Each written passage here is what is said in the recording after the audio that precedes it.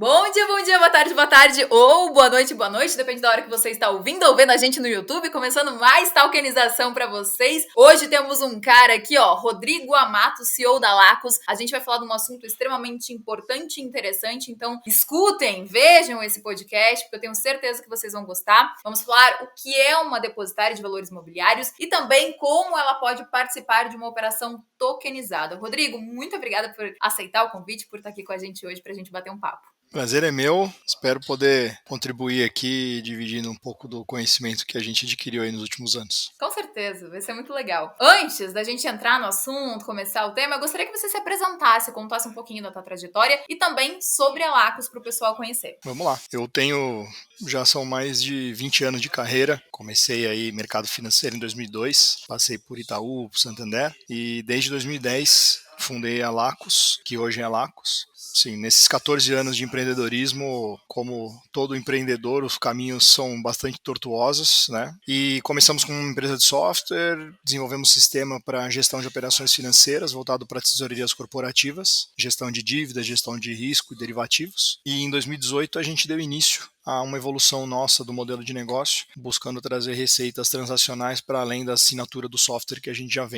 vende até hoje, né? E com isso a gente perseguiu a licença de central depositária. Então, de 2018 a meados de 2021, foram 3 anos e meio que demorou o nosso processo de autorização. A gente foi a primeira depositária autorizada na história, porque né, a outra depositária incumbente, que é a B3, ela existe antes da regulação. Então, a gente foi o primeiro processo de autorização na história e o primeiro até hoje concluído. É isso que eu ia falar, e segue sendo o único, né? A B3 Seguimos sendo os únicos. Uhum. E aí de lá para cá, com o desenrolar dos negócios, a gente encontrou os nossos caminhos, a nossa forma de se viabilizar, um instrumento novo que foi a nota comercial, hoje é o nosso carro-chefe, a gente tem 80% de market share. Sim. E temos agora mais serviços aí no portfólio também, tanto regulados quanto não regulados, né, com escrituração, agente de garantia, custódia, conta escrow e afins. Então hoje a gente está posicionado aqui como a mais nova infraestrutura de mercado para mercado de capitais. E para quem não sabe, Rodrigo, o que uma depositária de valores imobiliários faz? Quais são suas principais responsabilidades e também atividades, né, de uma depositária? Ótima pergunta. Sou perguntado sobre isso em toda reunião de família, explico sempre, mas dificilmente me entendem. As pessoas fazem aquela cara, entendi, não entendeu nada. Quando eu dizia que trabalhava em banco, o pessoal já não entendia muito bem o que eu fazia, porque eu trabalhava na tesouraria. E depois, agora que eu falo ter uma depositária, entende menos ainda. Eu te entendo. Quando eu falo de blockchain é mais ou menos assim, vocês me olham, entendi, e não entenderam nada. Mas vamos lá. Sim, fazendo uma analogia aqui, né? São diferentes camadas de serviço que existem no mercado de capitais. O mercado de capitais aí são operações de valor imobiliário. Então, ações é um tipo de título, né, do mercado de valor imobiliário, debenture, CRA, CRI, nota comercial, cota de fundo, isso tudo é valor imobiliário. A gente, como pessoa física, como investidor, enfim, seja qual for o segmento, né, de varejo, profissional e etc., a gente tem acesso a esses produtos de investimento por meio da corretora, por meio do escritório de investimento que nos atende, né? Hoje com o modelo popular aí já dos agentes autônomos, gestoras de recurso que captam dinheiro através de um fundo de investimento como veículo para comprar esses títulos do mercado. Então, nessa primeira camada é quem se relaciona diretamente com o investidor e também, por consequência, com as empresas emissoras, com quem emite ações, com quem emite debênture e assim por diante. Então, essa primeira camada, para que ela possa servir aos investidores e às empresas, ela precisa da segunda camada, que são os custodiantes, os escrituradores, administradores de fundo, até serviços bancários aqui no meio, né? Então, nós temos uma segunda camada aqui que presta serviço a quem atende o investidor final. A depositária ela está na camada de baixo ainda. Então a gente, como infraestrutura mais hardcore, assim, é a terceira camada, que eu brinco que quanto melhor a gente faz o nosso trabalho, menos perceptível eu sou pelo investidor final. Por quê? Nós aqui estamos servindo a camada do meio, porque para o custodiante ser eficiente, poder prestar um bom serviço para o gestor de recursos, para que ele consiga rapidamente comprar títulos no mercado a preços convenientes, etc., para dar um melhor retorno para o investidor não faz muita diferença para ele, não é ele que vai escolher qual é o serviço mais conveniente no depósito, na minha camada aqui de baixo. Mas se meu serviço está sendo bem feito, uma infraestrutura de mercado eficiente permite com que mais transações a melhores preços sejam feitas a mercado e aí em benefício das empresas e em benefício dos investidores. Então eu estou lá na última camada, né? Quando pegar o paralelo,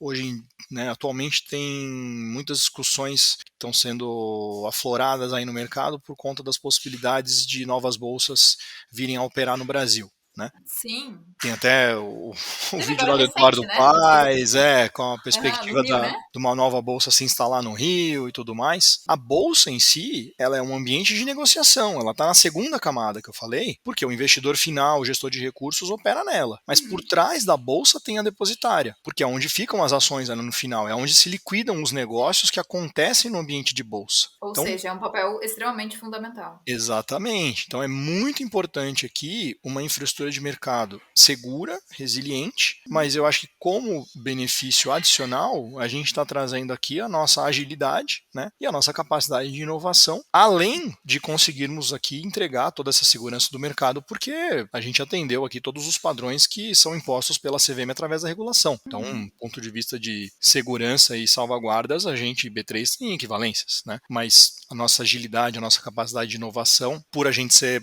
mais leve, menor, não ter que lidar com sistemas legados, etc., tem sido percebido como um diferencial para o mercado. Mas, respondendo sua pergunta, a gente está lá na camada de baixo, lá no pré-sal do mercado de capitais. Legal. E para quem não entende, assim, realmente, para que serve uma depositária no mercado de capitais? Você consegue exemplificar? Sim, sim. Qual que é a segurança que ela vai trazer em benefício lá do investidor final, né? Como aqui na camada do meio tem mais prestadores de serviço, é um mercado mais dinâmico, então aqui um fundo pode trocar de custodiante, né? A gente, pessoa física, pode escolher trocar de corretora, trocar de banco, custódia e etc. Então isso tudo tem que acontecer na depositária, porque é a depositária que tem, por força de lei, a propriedade de todos os títulos. E aí ela vai garantindo que aquilo... Então, essa parte que está na minha carteira da depositária, isso aqui é da Flávia, isso aqui é do Rodrigo, isso aqui é do Gabriel. Né? Então, o papel da depositária é garantir que o investidor, quando comprou um título, que ele de fato o tem. E esse é o papel da depositária. As representações disso são feitas por todas essas outras camadas acima. Mas no final, a garantia é dada pela depositária de que aquele título é daquele investidor. E tão importante quanto É uma garantir a titularidade. responsabilidade gigantesca, né? Muito grande, né? Assim, pensa só, imagina se as pessoas não tivessem a segurança de que ao fazer uma operação em bolsa, né, comprei uma ação da Petrobras, mas eu não tenho certeza se ela será minha. Exato. Essa é uma insegurança que o mercado não pode ter. Então, essa é a responsabilidade que uma depositária tem. E nesse último exemplo que eu dei agora, né, mais do que garantir a titularidade, é garantir que quando você transfere ou compra, né, quando você vende ou compra um valor mobiliário, que aquela transação ela só aconteça contra o pagamento. Então, é uma função aqui de confiança também, né, porque se confia a um terceiro. Então, assim, a gente como depositária, se existe um negócio que está sendo feito entre o Rodrigo e a Flávia, a depositária aqui está falando, o Rodrigo só transfere o título para a Flávia assim que eu tiver a certeza de que a Flávia pagou o Rodrigo. E vice-versa. Então, o Rodrigo só se desfaz do título com o dinheiro. E a Flávia só recebe o título depois que pagar. Então, esse papel, ele é um papel que só cabe à depositária e ele é um papel extremamente relevante para garantir que tudo que se negocia no mercado, a confiança desses negócios, né, se estabelece ali no ambiente de depósito. Então, esse é o muita segurança para principal... os investimentos, né? Isso. Então, isso é o principal valor que uma depositária entrega no seu serviço a mercado. E, assim, aí, por questões regulatórias, a gente como depositária, a gente tem obrigações aqui, né, de prevenções à fraude, lavagem de dinheiro e etc., como várias instituições financeiras têm, mas isso no âmbito da depositária é relevante porque a gente tem aqui os nossos procedimentos também para evitar que operações fraudulentas venham ao mercado e isso acabe prejudicando investidores lá no final. Então, e é uma responsabilidade gigantesca, né? Depois você falou assim, nossa, nós somos a primeira depositária, né? Então, fora a B3 é a primeira e única, né? Sim. Então, assim, cara, é uma responsabilidade gigantesca, assim, é uma importância muito, muito grande. E por que, assim, vocês são os únicos? Eu fiquei curiosa. Eu acho que a gente foi os únicos tentando loucos o suficiente para perseguir isso, que seja do nosso conhecimento. Existem outras iniciativas, outras companhias que tenham vontade de estar nesse mercado, mas que efetivamente tenha conseguido superar todas as barreiras financeiras e regulatórias para estar neste mercado, até hoje somos nós. Mas acho que aí, assim, para mim também muito se explica, é mais fácil, entre várias aspas, trabalhar nas camadas de cima, porque as autorizações demandam menos controles, demandam menos, eventualmente até menos capital do que uma infraestrutura como nós. Então, aqui é mais fácil entrar, por isso que tem muito mais players. Na Claro. camada de infraestrutura é bem mais difícil de entrar, mas por isso que tem poucos, né? Hoje tem 2. Eu, Rodrigo, como empreendedor, prefiro aqui onde a concorrência é menor, apesar de a concorrência ser o gigante. Ou é um ou é outro, não tem muito pra onde correr.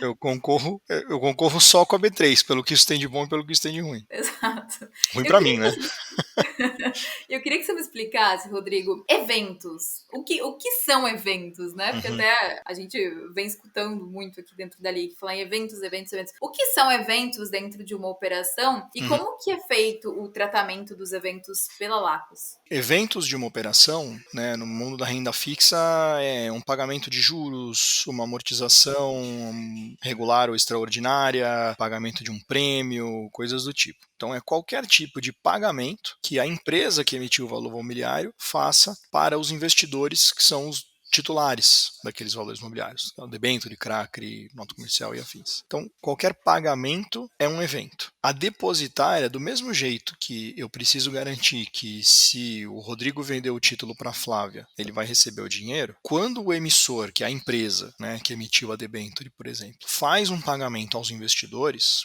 o meu papel como depositária é garantir o tratamento equitativo entre todos os investidores. Então, todo mundo que tem aquela debênture, na sua proporção, na quantidade que tem que receber a mesma coisa. Porque senão a empresa fala assim, eu vou pagar juros. Mas eu vou pagar só para o fulaninho lá porque ele é acionista da companhia e o outro não vai receber. Isso não pode acontecer. Então a minha responsabilidade como depositária aqui é garantir que o tratamento dos eventos acontece no ambiente da depositária, para que assim a gente tenha a segurança de que todos os investidores estão recebendo tratamento igual. Legal, legal. A gente começou a escutar muito falar em evento, evento, evento, por conta da operação de uma nota comercial tokenizada, né, que vocês fizeram aí junto com a LIC. E até eu queria entrar nesse assunto com você, né? Você pode explicar como foi a participação da Lacos na operação dessa nota comercial tokenizada junto com a LIC e com outros players também?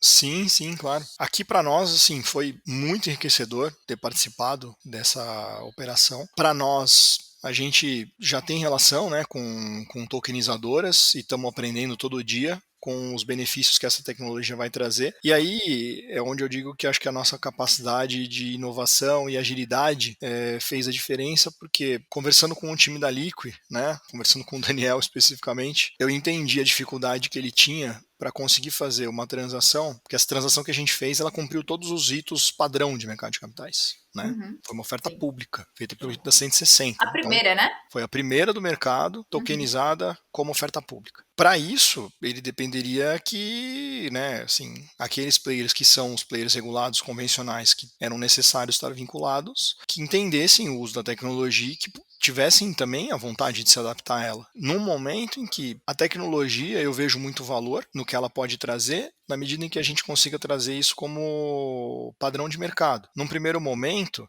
assim, eu tenho várias operações no modelo convencional e eu tenho hoje poucas operações no modelo tokenizado. Por mais eficiente que o modelo tokenizado seja, eu trato ele como uma exceção ainda, o que não é necessariamente eficiente. Mas nós precisamos começar esse movimento, né? E essa foi a interpretação nossa, né?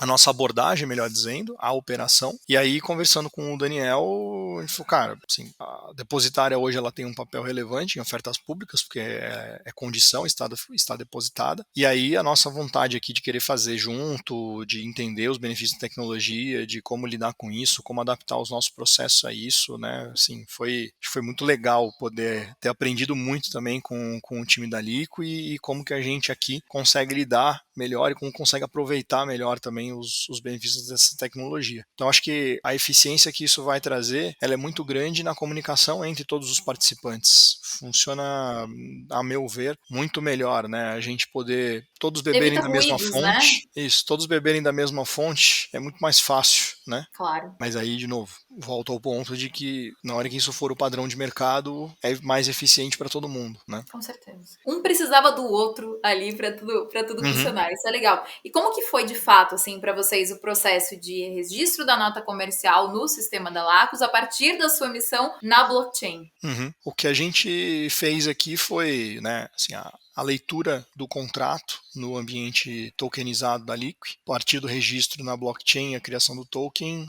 a migração do token nas wallets e tudo mais, é a nossa leitura da blockchain e das wallets e o acompanhamento disso é que a gente traz como reflexo nos livros da depositária, e livros é a terminologia correta, mas já por si só já mostra o quanto ligado ao passado é, né? Mas a tradução daquilo que a gente está observando na blockchain nos livros da depositária, para que a gente mantenha o compliance da operação com o que é hoje o arcabouço regulatório, né? Mas que a gente consiga uma maneira eficiente de se comunicar, porque aqui eu não preciso muitos comandos, né? Tem participantes que ainda se falam por e-mail, então assim, a forma mais eficiente que a gente enxerga de se comunicar naquilo que a tecnologia traz de valor foi relativamente simples para nós aqui entender isso, né, a despeito do desafio de se ajustar em termos de tecnologia, mas assim, conseguimos superar isso rapidamente. A nossa eficiência aqui também está em como lidamos hoje com todas as movimentações feitas com o token, nós conseguimos observar nas wallets e na blockchain e traduzir isso para aquilo que é necessário para a Lacus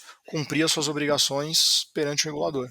Uhum. Isso é legal, assim, você comentou de livro, e daí eu tava pensando aqui, né? Porque quando a gente fala em blockchain, blockchain é um livro-registro, né? Só que ele é imutável, ele traz toda a transparência, segurança, redução de custos, né? Por conta de redução de intermediários. Então, a blockchain, ela é um livro, né? Só que tudo que você registra lá, todas as informações, elas ficam armazenadas para sempre, não tem como alterar. E isso traz toda a questão de transparência, agilidade, segurança. Então, realmente, assim, eu acho que é uma tecnologia que vem para agregar muito. E baseado nisso, eu queria saber quais diferenças que vocês perceberam em relação a uma operação tradicional. Assim, uma operação tradicional, como eu falei, a prática é muitos e-mails, depois comunicações por um tipo de mensageria mais complexa, com a necessidade de mais intermediários. As transações feitas de forma convencional no mercado, tudo acontece ali por um motivo, né? Porque tem a ver com a forma como o mercado evoluiu nos últimos 30 anos. Só que,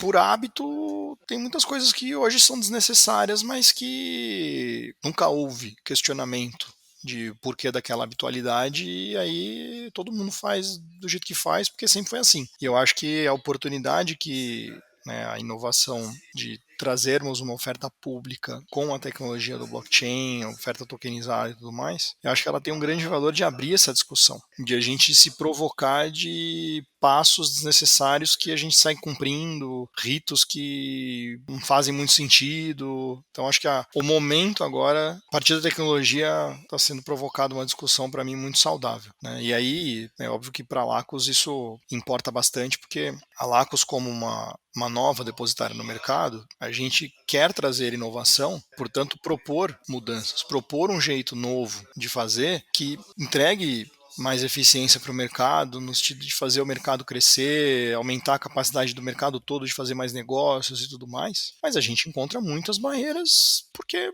assim, é um mercado que há 30 anos não inova, né? Assim, era um mercado antes monopolista, os participantes estão habituados a fazer sempre daquele mesmo jeito, e isso, de certa forma, se traduz em segurança para eles, e é compreensível. Claro. Uma É uma mudança de barreira, né? processo. Até acho que tem uma barreira educacional, assim, até entenderem realmente como é tecnologia, Uhum. tudo, se adaptarem a tudo. Ah, pô, ver que realmente tem segurança, como funciona. Existe uma barreira, vai existir um receio até realmente as coisas de fato Sim, entrarem de vez no mercado, né? sim, sim. A gente enxerga esse custo de mudança pela habitualidade, né? Eu acho que é Tem inevitável, né? É uma como. mudança inevitável por conta dos benefícios da tecnologia. Sim, sim, sim. Mas até o processo acontecer, vai demorar O um fato tempo. de ser um mercado que teve pouca ou nenhuma inovação nos últimos 30 anos, tem pessoas que estão há 30 anos no mercado fazendo exatamente do mesmo jeito. E aí você propõe um Exato. jeito diferente, isso traz insegurança para essa pessoa, né? Natural. Por isso que hoje a Lacos ela acaba tendo bastante apelo. A persona que compra a Lacos tende a ser uma pessoa mais jovem, Sim. porque é a pessoa que pede comida pelo app, chama o carro pelo app Uhum. e mandava fax para fazer a operação, entendeu? Então, a Nem gente deve ainda saber tem o que é o que. fax, a galera nova. Pois é, pois é. Então a gente ainda está saindo desse mundo aí no mercado de capitais.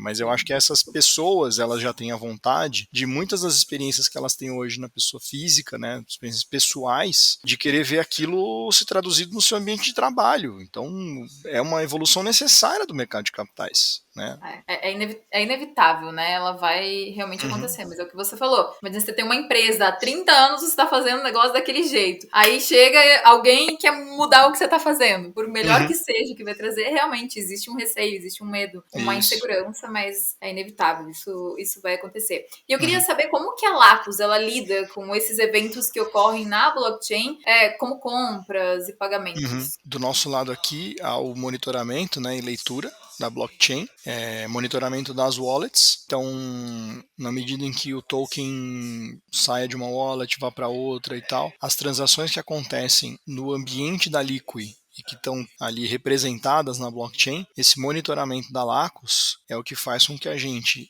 entenda que houve uma negociação no ambiente da Lica, porque entendemos, conhecemos, confiamos nos processos, existe também uma relação, né, até legal aqui entre as duas empresas, e como que isso se traduz dentro do nosso ambiente aqui, que é o que eu chamo do off-chain, né, que é o mundo regulado. Então, como que tudo que está acontecendo na blockchain, eu traduzo para a infraestrutura da Lacos, para que daqui eu derive o que eu preciso cumprir do ponto de vista regulatório e aquilo que eu preciso informar ao regulador. Então, não houve uma alteração, por exemplo, da capacidade de observância da CVM. A CVM continua monitorando a transação, porque ela tem informação prestada pela Lacos. É a Lacos que se adaptou ao uso de uma nova tecnologia para que as movimentações acontecendo com aquele título sejam sensibilizadas aqui nas posições da depositária. E você conseguiria explicar, assim, pra gente como que funciona essa leitura, essa atualização de eventos na base de dados da Lacus, a partir do que é registrado na blockchain? Eu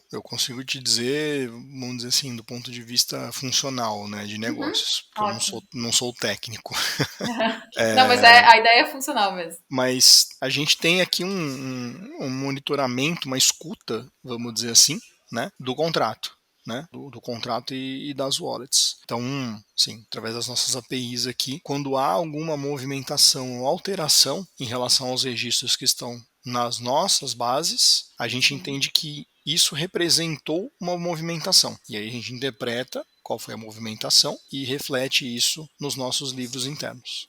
Assim, principais benefícios que vocês viram, vocês fizeram essa operação junto com a LIC, e eu queria saber os principais benefícios e desafios dessa operação tokenizada que vocês observaram durante esse processo. Olha, eu acho que como Só benefícios. desafio, É assim, porque realmente, é o que a gente falou, é uma tecnologia que sim, eu traz acho que diversos benefícios. o desafio foi a gente, pela primeira vez, aí pegar uma operação de ponta a ponta, que cumpriu todo o rito da 160, da oferta automática, da oferta por rito automático. Acho que foi desafiador porque a gente foi encontrando várias etapas que, como eu disse, são hábitos de procedimento do mercado, que aí a gente conseguiu trazer a provocação a todos os participantes, né, que estavam envolvidos, de, pessoal, isso é desnecessário. Não... Por que vocês fazem isso? Ah, não, é porque lá na outra casa sempre pediam e não sei o que, e aí tem que ter uma carta assim, uma declaração assada. Pra quê? Acho que a oportunidade, ao mesmo tempo o desafio, foi a gente ser aqui inconformado à medida que a gente ia avançando com a transação, se questionando a cada passo se ele era necessário, suficiente, etc. Então acho que esse foi o grande desafio. E como oportunidade também, foi a oportunidade de a gente inovar, né? A gente conseguiu algumas coisas aqui que eram realmente desnecessárias, que aconteciam só pelo hábito, só que a gente conseguiu, acho que, deixar de lado, vencer essa barreira da habitualidade verdade, mas entre todos os participantes aqui, a percepção geral é o benefício que a gente vai ter pelo uso dessa tecnologia é que nós nos comunicaremos de um jeito muito mais eficiente entre todos ao longo da operação. E isso traz mais segurança para todas as partes também, né? Consequentemente. Traz mais segurança para todas as partes, mas também, assim, para que isso se traduza em eficiência, é preciso que a gente faça o mercado caminhar para esse lado. E eu acredito que isso é inevitável. Para mim, essa tecnologia, assim, ela vai sim ser o padrão do mercado de capitais 3.0, né? O 1.0 começou em papel lá em 1900 e nada, depois virou um registro no banco de dados, que é o título escritural, e aí agora é um registro na blockchain. Então, para mim, é uma evolução inevitável do mercado, né? Mas precisamos fazer com que o mercado caminhe e, se possível, caminhe mais rápido para isso. E aí a gente vai ter mais benefícios à medida que isso vire o padrão. Mas para esta transação em específico, né, para esta nota comercial feita aqui em conjunto lá com os Lico e outros participantes, eu acho que a gente, como maior benefício foi a gente ver que é possível fazer com todo o compliance regulatório, né, garantindo a segurança aqui para todo mundo, e que dava para fazer mais rápido, melhor, mais barato. Acho que esse foi o grande aprendizado, o grande benefício que a gente tirou dessa primeira oportunidade. E é legal porque tudo foi feito de fato, assim, como você citou, tudo foi feito na blockchain, né? Então, tudo era extraído daí da blockchain para vocês cumprirem as regras, né, com o regulador. Então, e esse foi um tchan, assim, da operação. Sim, isso que eu vejo de benefício, né? Eu acho que desta operação, olhando para frente, eu vejo muito que esse futuro inevitável do mercado aí, que é na transição tecnológica, eu acho que traz um grande valor na hora que a gente traz disrupção aqui para essa camada de cima, que é onde está a negociação, a possibilidade de, né, do mesmo jeito que uma criptomoeda, um criptoativo você compra por uma corretora, vende por outra e etc, né, assim, aquilo é interoperável by design. Né? Aquilo é seu, aquilo não é da corretora. E no mundo convencional aqui, você comprou um título e você está custodiado na corretora X, tá lá, sua posição tá lá. É como se a posição fosse da corretora e os comandos são seus. Eu acho que essa é uma facilidade que a gente vai ter, porque aí vai aumentar a competição nessa próxima camada, vai aumentar o número de players, vai aumentar a oferta de investimentos, e a gente vai aumentar o tamanho do mercado, vai aumentar o número de empresas, vai aumentar o número de investidores. E isso, né, um mercado de capitais pujante, aí sim benefício de todos, né?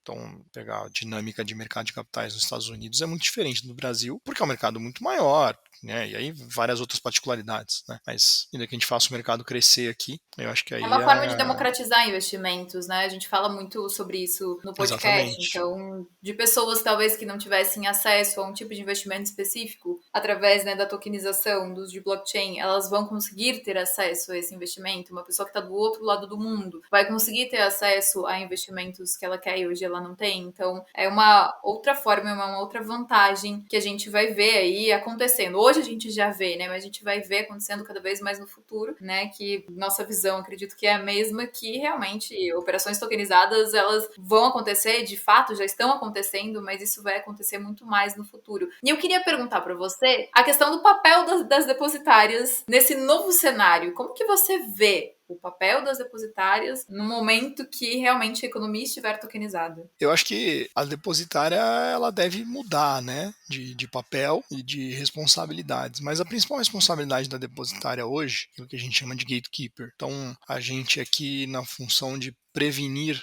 que operações fraudulentas venham ao mercado e isso seja em prejuízo de investidores desavisados, que transações no mercado de capitais sejam feitas de forma fraudulenta. Então é mais fácil, né, as analogias com ações. Então, assim, o cara vender as ações porque sabe que o preço vai cair porque tem informação privilegiada, esse tipo de coisa. Então, como isso se dá, né, na camada do depósito, a depositária como gatekeeper aqui, mantendo o mercado saudável, vamos chamar assim, né, livre de pragas. Eu acho que essa principal responsabilidade da depositária vai continuar. E é muito importante que também para o regulador haja um responsável, haja alguém nesse papel de supervisor, que é o que a gente chama de gatekeeper. E aqui basicamente na mudança da tecnologia, nós vamos com certeza acabar trabalhando de um jeito diferente, penso eu, mais eficiente, né? Sim. Mas do O que mesmo vocês estão jeito que lá pensando, assim, em atrás, termos de inovação para se adequar à tecnologia, a uma economia tokenizada? Tem um próximo passo, olha, alguma coisa assim?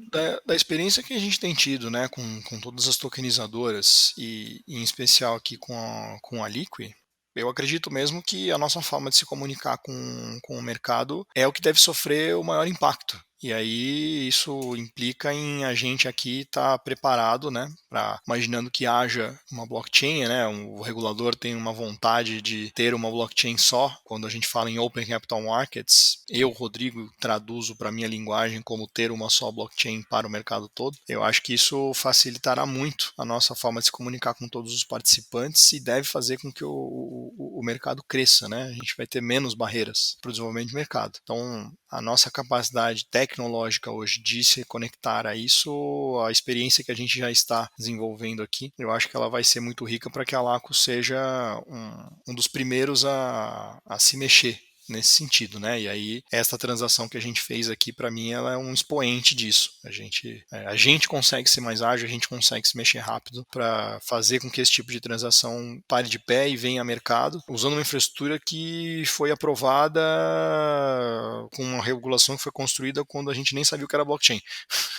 Então, a ponte entre o presente e o futuro, eu acho que a gente tem condições de ser pioneiro. E isso que eu acho que é a nossa principal responsabilidade aqui é trabalhar para manter esse pioneirismo e conseguir se aproveitar dos benefícios da tecnologia, né? Mas eu acho difícil que papéis ou players sejam eliminados. Eu acho que nós vamos ter uma restribuição significativa de funções. Talvez alguns sejam desnecessários, o que não quer dizer que sejam eliminados, porque podem ter casos em que, para a segurança, para o investidor ou coisa do tipo, eles ainda sejam contratados. Mas aí isso tem a ver com a redistribuição de funções, né? Que isso Porque, vai acontecer, natural, natural. Até com inteligência exatamente. artificial, assim, se você falar, tem gente, muita gente vai perder emprego com inteligência. Talvez não, talvez, né, tenham funções que vão ser adaptadas, outras funções que mesmo que uma inteligência artificial faça, ela vai continuar sendo necessária para alguns tipos de empresas, então não tem como a Sim, gente prever. tem empresas de infraestrutura de mercado financeiro, sem citar nomes aqui para não ficar fazendo propaganda dos outros, mas a gente tinha empresas que faziam transporte de valores quando os títulos eram cartulares, era papel.